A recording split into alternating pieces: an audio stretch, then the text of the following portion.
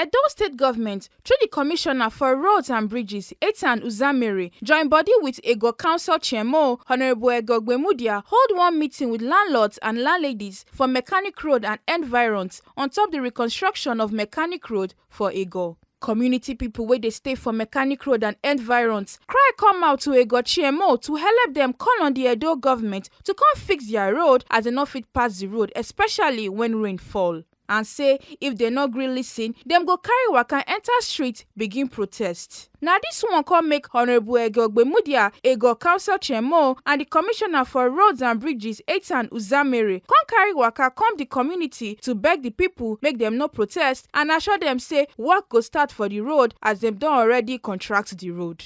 Honorable Eghe come assure the people say this administration getting people for mind and say them know the governor as we can see, but them for Egor na talk and do. On top security, Honorable Eghe come talk say security matter na for everybody, and as she first talk for the peace and security meeting, she dey talk am again say any landlord or landlady wey put thief for house, them go arrest them join the thief as they suppose know wetin their tenants they do for a living before they give them house rent. Ina going to wala why protest. Ina where immediately when we are China one Commissioner for Roads and Bridges. Ina my brother, if you go we are protest there do, you vote cancel from Mechanic Road. Ona where when you work from here, a day Wednesday between 2 and 3, Margarema, ne chief itoke. Are landlord and landlady the man don't go wagon. I beg a government now. When I have any yakana where wait and see. So all man now is talk and do. So ukona nuwatana. Or you have a day. I don't have a contractor. No way when you ukpo. On have a more day. I beg you no. Imunana, they don't have to go back. Away Upona, we can finish March next year. What can I finish Upona? Another year, we test a video. On our way, and Upona and Jena. On our big community, on our way. Mundere so no soon. I work in more mena, na more areas than in Oreva. Community now we are quay, so more mena area, Ogbonge. You always see another one stopping in Anna. I hear this one away another drainage. No, a team way, a mena area away. Or what say delay or get Mechanic Road. What on here? My beg, on way information is key. And I know what you cancel. You know, when I don't know there. Ukoma.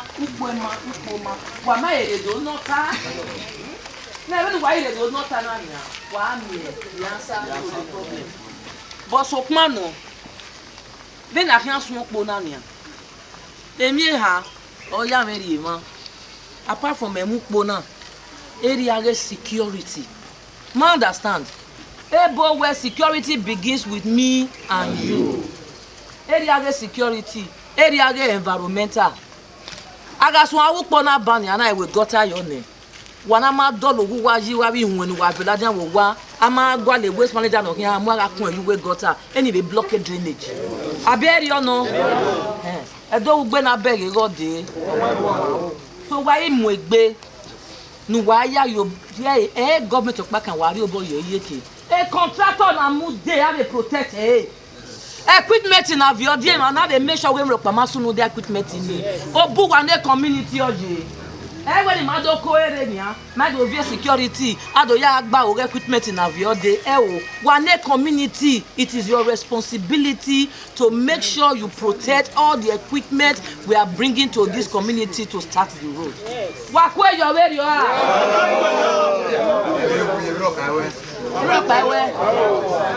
Because ana imie where have equipment ire ahwe wa hon we battery wi enopa wi awa eko wa ku ihe agbekun were gbe you say na ta we obu wa ne community orije dupo na daga we oda kian eti iwe saga upo na nu wa be no kai upo na lead to 12 communities.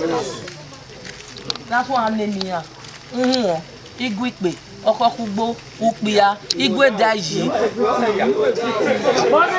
Oya say Yarudo. Ina Kiupona from Igwe Daji, Oda Yala Diawe, Fort Junction, Bebo to Aberi no, Borenu Powonia, Eyague, Bosokmano, a contractor now, here is one Uponania. I have those one we are grade where we do. Ma understand? When Warena come, when I will them a grade in water, man, cancel a TV grade upo. In our grade then the Bamia will rob it. In our body, there's nothing like where our way drainage. I where our hotel bona, or ya ladian be to boom. Amagua, eh? So why la wo? And we know we concern the security. I gave you party now. I gave you party. Okay, can you marry? My guy, Agelevier, and on my our power, man. My Gualevi community, man. A cake in Wagi, Ravo, Oji, the Dobona Yafefe. Que landlord, you know the Oji, you Waji, Maga Mweni Oji, Veriana, and I'm your way to Reto Waveriana. Que landlord, you know Reto Waneya Yoko. Because my time said, you have a peace and security meeting where Uga Oji. You one and get to tell you. Who will ya come with government in woman and Rowena? Imagine ya, EBA, Wadogwalo to Eghe, only Manata where security begins with me and you. Because Ugae, that's why baby Bene. Commissioner for Roads and Bridges, Eghe Uzamere, can't tell the landlords and landladies say, now because of rain, now he make them never do the road since. He can't assure them say the contractor go bring materials from next week to come start work. He can't beg them to support the contractor so that he go fit do the road weller. For him talk with Tori people, he can't talk say him come to let the people know of what the ministry they do in terms of the road as they don't already contract them to contractor. He come talk say, so okay, how we want solve this erosion problem? Now waiting delay small. And without me wano. I'm in a waro sin Ogbonge. Ben na the contractor river waon na we ma wano. Or we say from next week or be materials today or grade a small palliative work. Why the major road will be done. Having drainage, all the drainage will do all the drainage. Okay. We need to secure the contractor. We need to support him. Yes. Now we should let him show that his time here is good. And as long as everything is good here, now every day we'll make sure say they work every day. May at least once or twice a week you will see me on this site. Okay. So I guarantee you by next year, this place will be a totally different place. Naya grade there, Naya will go to a palliative. Palliative, you know. Because Amaka drainage in there. I think Upo now without a drainage, last.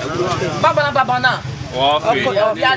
Here to meet with the community of the mechanic road areas and environs to let them know, give them information on what exactly the ministry is doing in terms of the construction of their roads. The people of the community have been very patient with the ministry and the government, and we've come here to explain to them that the delay was in regards to weather and some design challenges. Now it's proper season for proper road construction. The contractor has moved back to site, first start with some palliative works, then before the re-drainage and the proper road construction.